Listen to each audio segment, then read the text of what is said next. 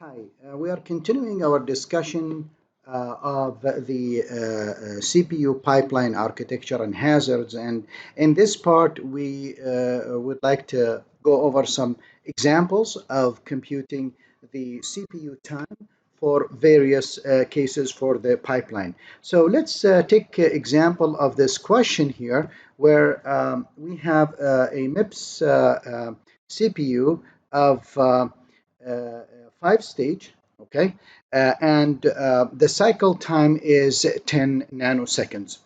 Then he says, assume that you are executing a program of n instructions. Typically, n instructions is large number of instructions, and we would like always, if not specified, to assume that n is large. Like for example, here he's using 100 in part A and part B.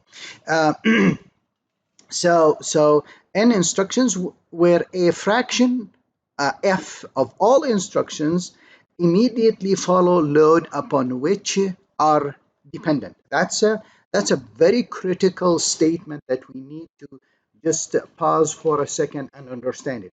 What does it mean that we have instructions, the fraction of instructions we have immediately follow a load which they are dependent? What that means is that you have load word, for example, to S0 and let's say, for example, S1 from memory location. And then immediately you go like add, for example, T0, and you use this S0. For example, I don't know, S4, for example. Okay, so here is what it means. You are using this S0 immediately. We understood from the previous part of these lectures is that we have to add a stall cycle here. We need to stall the pipeline, stall cycle. We bubble the pipeline. We add one more cycles. Okay, so the f fraction, which means that if you have, for example, like we said, we always want to compute number of cycles, right? Number of cycles, and we say that number of cycles typically equals what? S minus 1, that's the fill time, plus number of instructions.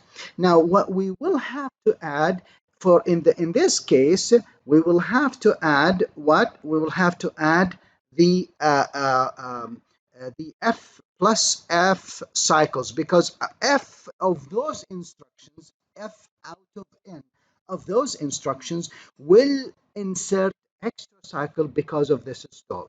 Okay, all right, so let's go to part one. Okay, that's in terms of cycle. Let's go to part one.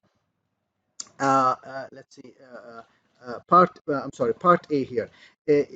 So part A says, with forwarding enabled, okay, with forwarding enabled, we will need extra cycle. What's the total execution time? So we started already. This is the total execution time. We started here already. Now, because f here is a fraction, I don't have f here as a number of instructions. So what we do, we multiply this f by n, because typically f here is a fraction.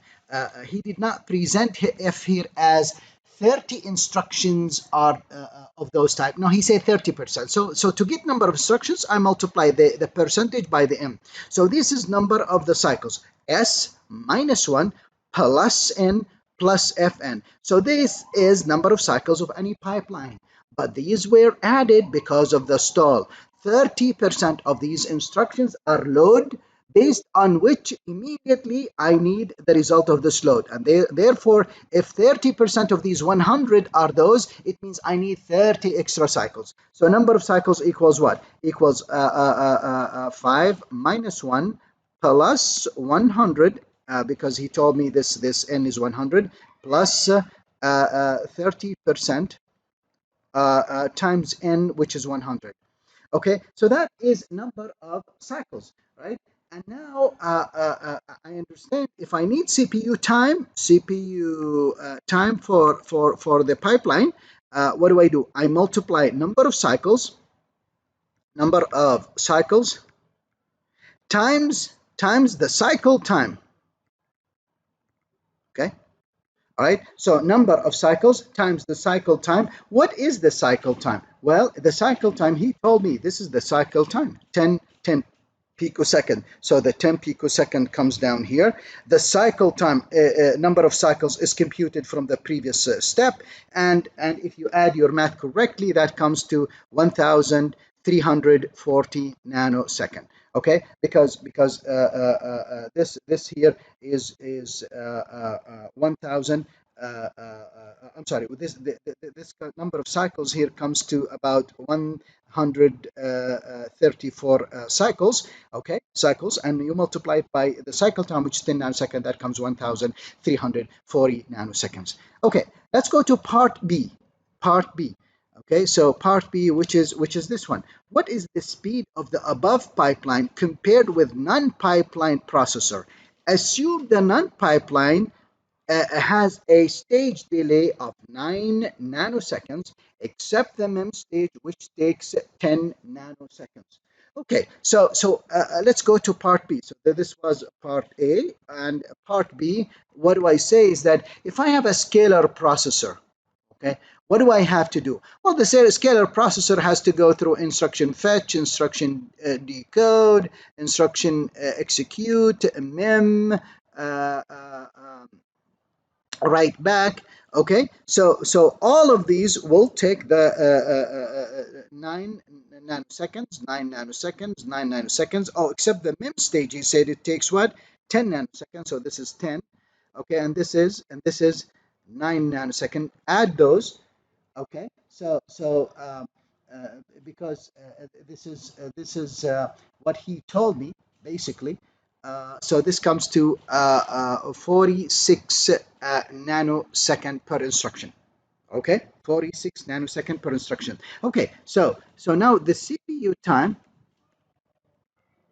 okay, for this scalar equals what? Equals number of instructions, or instruction count, times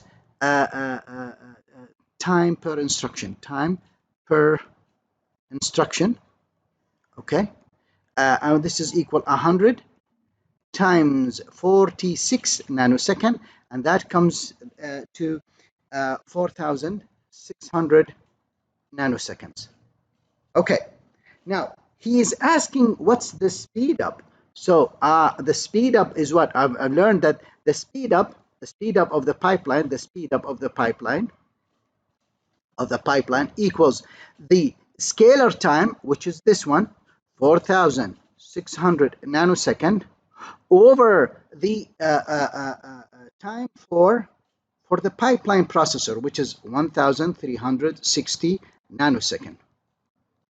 And this comes to, if we do our math appropriately, 3.4 speed up. So the speed up, the pipeline is faster by 3.4 times as compared to the scalar processor. Okay, with that said, let's go to part C of this problem. So in part C, what we have, the problem goes like this. It says, now consider a scenario where the MEM stage, oops, sorry.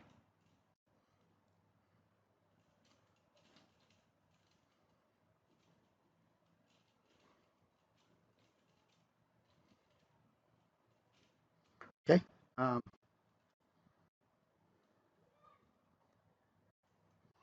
He says, consider a scenario where the MEM stage, along with its pipeline registers, takes 12 nanoseconds. 12 nanoseconds.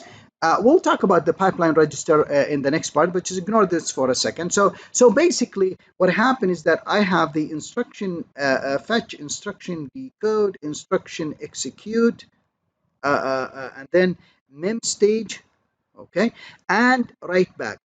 The designers are coming back. They said, okay, we need here 10 nanosecond, 10 nanosecond, 10 nanosecond, 10 nanosecond, right? And all of a sudden, when they try to design this thing, they came back and they said, you know, 10 nanosecond for the write back, okay, but for the memory, oops, we need more than that for the memory, okay, we need 12 nanosecond, 12 nanosecond. So there are two ways to solve this problem. One way is to add another stage to the mem. Okay, which means basically solution number one is to say, let's split this mem stage into two stages, mem 1 and mem 2, because we cannot finish the work in 10 nanoseconds. Okay, so that's one solution. And then I have the write back here and the EX and the IB and the instruction fetch, and then all of them, they will take 10 nanosecond, 10 nanosecond.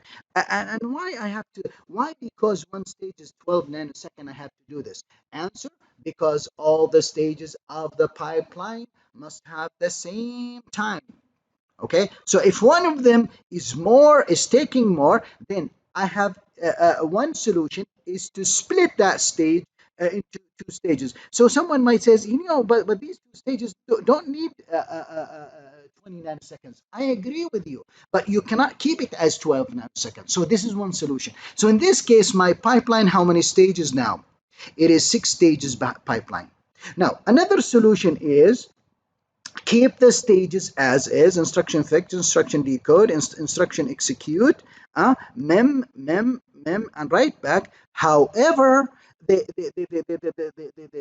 stage time will be 12 nanosecond, 12 nanosecond, 12 oops sorry 12 nanosecond, 12 nanosecond, 12 nanosecond, 12 nanosecond, because the stage time has to be unified across all. So one solution, what it does is it breaks the slow stage into two stages, or you make all the stages at the same as the slowest stage. So then he says, now for the program mix that we discussed above, when is the first option is better than the second. So he wants me to see, I compare this option versus this option. Uh, we assume that n is large. Whenever I assume n large, basically we ignore the fill time. You know, remember that number of cycles equals for what? For the pipeline, it's equal the fill time plus n. Then we said n times a fraction, right? N times a fraction. So whenever n is very large, what we do with this, fill time, we ignore it. Okay, so basically he's saying assume n is very, he's trying to make the problem easier for me. So let's solve the problem. Well, first of all, we have to deal with the first option, which is option number one. Now the CPU time equals what? Well, first of all, we need to have number of cycles. Number of cycles equals what? Well, number of cycles equals, we said the fill time, which we will ignore, okay, plus number of instructions plus number of cycles to be added. But remember, because now I need to add a stall cycle, now the stall cycle will create not one stall cycle, two stall cycles, because whenever I'm loading from the memory and there is an instruction waiting for it, that instruction, even with forward, has to wait two cycles. And therefore we will have to add f times n times 2. Again, let me repeat why we have these two. These two, because we are adding two cycles here, extra two cycles, because our waiting time has increased from one cycle because of the load issue to two cycles because we have two memory cycles. Okay, now so what's the CPU time? So the CPU time in this option equals what? Equals n. We are ignoring this, n plus 2 fn, right? Times the cycle time, which is 10 nanosecond, right? That's basically what we have. Now, this is for option one. Let's go for option two. Option two. Option two, what do we have here? Option two, what we have is we have we kept everything the same. We kept, but we increased the cycle time. The cycle time changed from 10 nanoseconds to 12 nanoseconds. So we'll use the previous expression that we derived earlier. CPU time equals n. Of course, let's see. Okay, so s minus 1, and we will ignore that because he told me that n is very large. Plus n times the fraction. Okay, multiply all of this because times 10 nanosecond, 12 nanosecond, because the now 12 nanosecond. The cycle time now changed 12 nanoseconds. And now, so let's simplify this expression here. This becomes what? This becomes n 1 plus f times 10. Okay, and now the earlier expression, which is this one on the top, this one I can simplify if I take n as a factor. 1 plus 2f times 10. Whoops, I did a mistake here. I did a mistake at the bottom here. This is sorry, this is 12 nanosecond. 12 nanosecond. Okay, instead of 10. Now this is here's his question. He said when is the first option better than the second? When is the first option better than the second? Meaning, I want to find out when is this better.